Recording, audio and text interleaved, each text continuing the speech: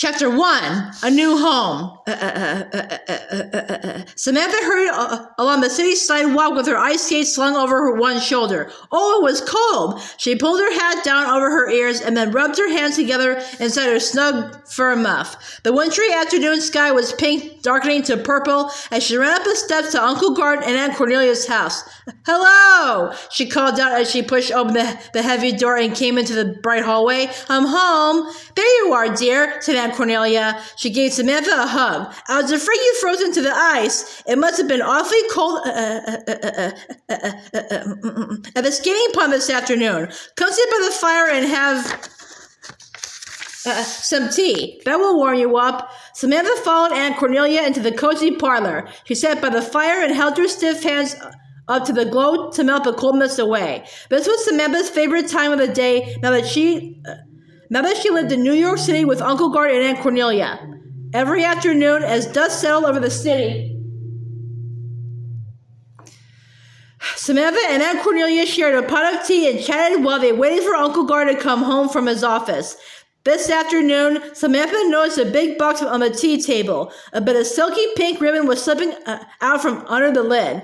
What's in the box, Aunt Cornelia? She asked. Valentine's, said Aunt Cornelia. She lifted the lid and turned the box upside down. Out spilled loops of ribbon, paper lace doilies, tiny red hearts, and sheets of paper covered with pictures of cupids and flowers. St. Valentine's Day is only a few weeks away. I thought we'd better start making our Valentines now since we have so many to make this year, Samantha finished eagerly. She picked up a pink ribbon and 2 hearts.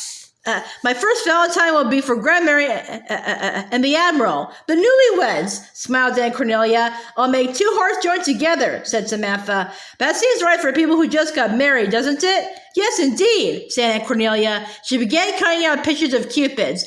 Oh, it's so romantic, sighed Samantha. I mean, the way Grandmary and the Admiral finally got married after being so fond of each other for all those years.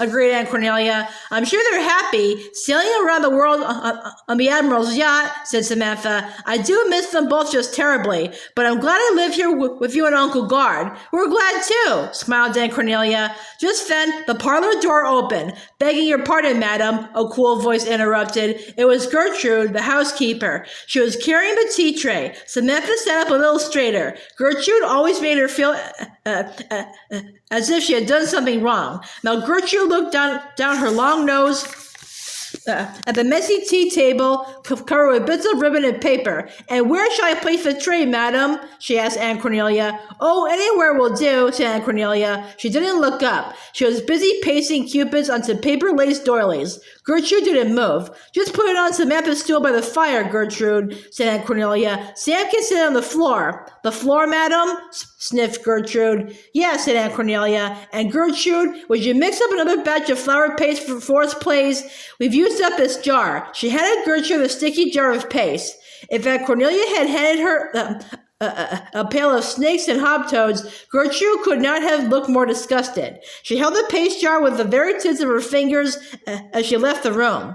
Aunt Cornelia brought Samantha a cup of sweet hot tea and looked down at the valentine Samantha had just finished. Oh, how lovely, she exclaimed. Grandmary and the Admiral will love it.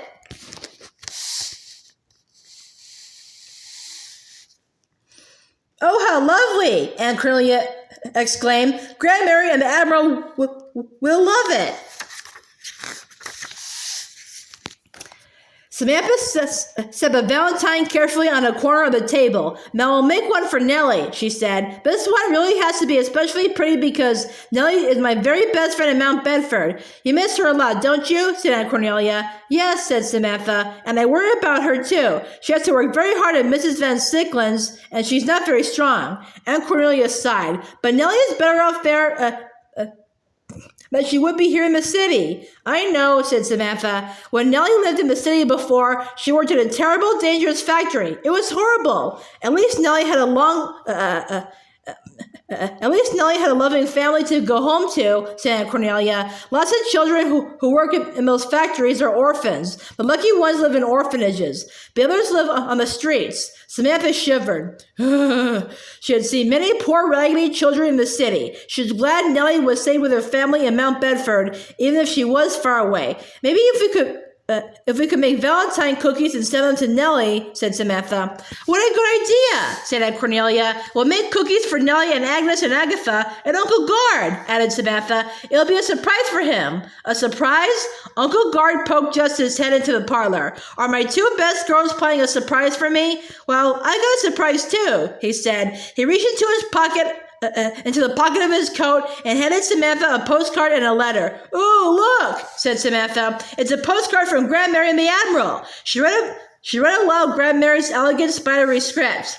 My dear Samantha, the Admiral and I are sailing in the warm, blue-green waters off Greece. It's lovely.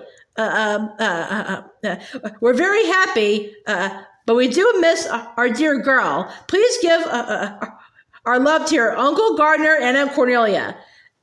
Ever your devoted Grand Mary. Ahoy, matey. What ho? XOXO, your Admiral. Samantha laughed. Look, she said, the Admiral drew a picture for all of us. She handed the card to Uncle Gard and Aunt Cornelia and looked down at the letter in her lap. Jiminy, she exclaimed, it's from Nellie. She ripped open the envelope eagerly and began to read aloud. Dear Samantha, how are you? I hope you are very happy living at your aunt and uncle's house. I am fine, but suddenly Samantha stopped reading aloud because the words were too horrible. She read to herself, I am fine, but I have some very sad news. The flu has been very bad here in Mount Bedford this winter. We all had it except Jenny. My mother and father died. I miss them so much. Mrs. Van Sicklen says they are in heaven where God will take care of them. Mrs. Van Sicklen has been kind, but now we must leave her house. Bridget and Jenny and I are moving to New York City to live with our Uncle Mike. I will come to see you as soon as I can. I promise. Your friend, Nellie. Oh, poor Nellie, Samantha whispered.